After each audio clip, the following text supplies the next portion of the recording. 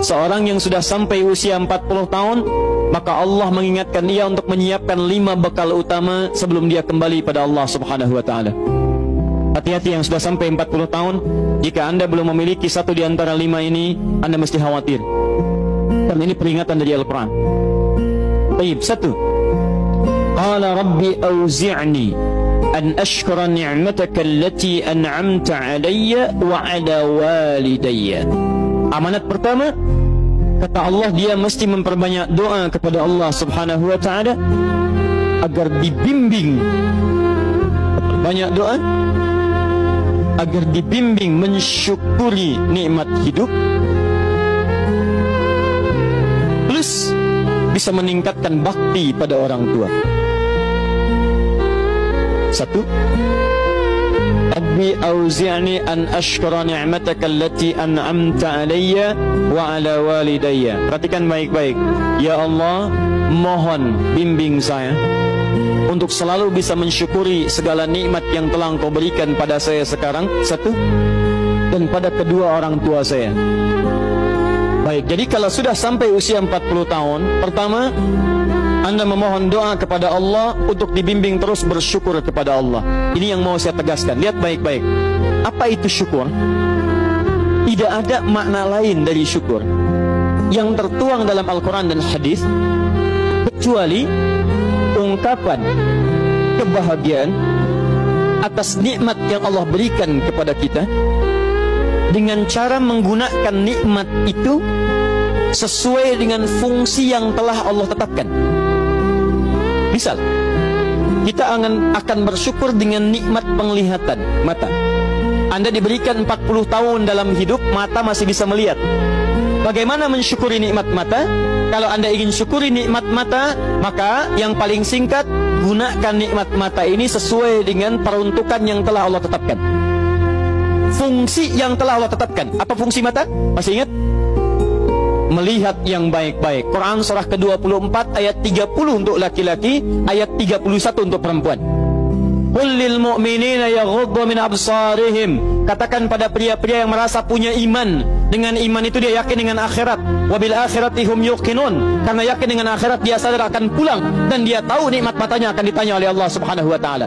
Katakan pada pria-pria yang yakin bahwa matanya akan ditanya oleh Allah. Quran surah ke-17 ayat 36. Inna sam'a wal basara wal fuada kullu ulaika kana anhu mas'ula. Setiap pendengaran Anda, penglihatan Anda, plus apa yang Anda fikirkan, satu saat akan ditanya, dipertanggungjawabkan di hadapan Allah Subhanahu wa taala.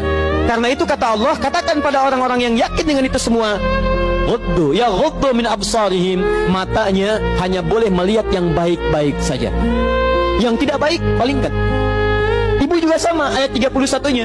Wa kullil mu'minati yaghdudna min absarihinna. Katakan pada perempuan yang merasa yakin dengan Allah, yakin akan pulang, yakin akan ditanya, matanya hanya boleh melihat yang baik-baik saja menurut Allah. Yang tidak baik palingkan. Di ghaddul basar itu bukan nggak boleh lihat, Pak. Ghaddul basar itu silahkan lihat, tapi ketika yang dilihat tidak baik menurut Allah, maka palingkan dari itu semua. Ini tidak tepat, teman-teman sekalian. Anda hanya mengucapkan alhamdulillah ya, sampai sekarang penglihatan masih baik. Belum cukup. Baik itu dipakai lihat apa? Penglihatannya baik, tapi masalahnya yang dilihat baik tidak. Itu poinnya. Maaf, ada anak usia 4 tahun, Bu, Pak, tidak bisa melihat. Dalam tidak bisa melihatnya, dia masih mau menghafal Al-Quran. Namanya Mu'af. Tinggalnya di Asyut, adanya di Kaira, negaranya Mesir. Matanya nggak bisa lihat, tapi dia sampaikan pada bapaknya, Pak, saya ingin menghafal Quran. Saya ingin menghafal Quran. Kata bapaknya, kamu yakin? Saya yakin. Baik, keluarga sederhana, punya cuman motor yang sangat luar biasa tidak bagusnya. Dimodifikasi dashboardnya, menempuh jarak kisaran 20 km. Datang pada syekhnya, bapaknya kemudian membonceng, muadnya di belakang. Teman-teman sekalian, setiap berangkat datang pada syekh, dapat hafalan baru, bapaknya tulis ayatnya, disimpan di dashboardnya. Di jalan lihat ke sini, lihat ke jalan, lihat ke sini, lihat ke jalan. Mu'adz bacakan ayatnya, bapaknya mendengarnya. Secara singkat, tiba-tiba setelah itu fasenya berakhir, jadilah anak ini hafal Quran. Yang ngantar belum hafal Quran, yang diantar nggak bisa lihat hafal Quran. Saking mudahnya Al-Quran, yang nggak bisa lihat bisa hafal Quran. tapi bapaknya dapat pahala dari transferan anaknya. Perhatikan baik-baik. Begitu dibacakan Qurannya, bagus makhrajnya, viral kisahnya. Begitu viral di Timur Tengah, datang reporter mewawancara. Pertanyaan pertama, kalau adinda diperkenankan oleh Allah untuk bermohon saat ini, apa yang mau dimohonkan kepada Allah? Reporter ini mengira dia akan meminta doa seperti ibunda Imam Al-Bukhari bermohon kepada Allah supaya Al-Bukhari disembuhkan dari butanya. Bu, Pak, Imam Al-Bukhari itu dulu buta. Butanya permanen. Dilahir 2 tahun ayahnya meninggal, 4 tahun buta permanen. Nanti ada satu kejadian di situ, yang dengan kejadian itu ibunya berdoa kepada Allah, anaknya menghafal Quran sampai di surat Qaf, ya, ayat ke-22. Anaknya murajaah ayat, ibunya memohon kepada Allah sambil menangis, sambil tertidur, sampai tertidur.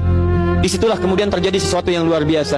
Seketika Allah sembuhkan Al-Bukhari kecil, matanya bisa melihat kembali.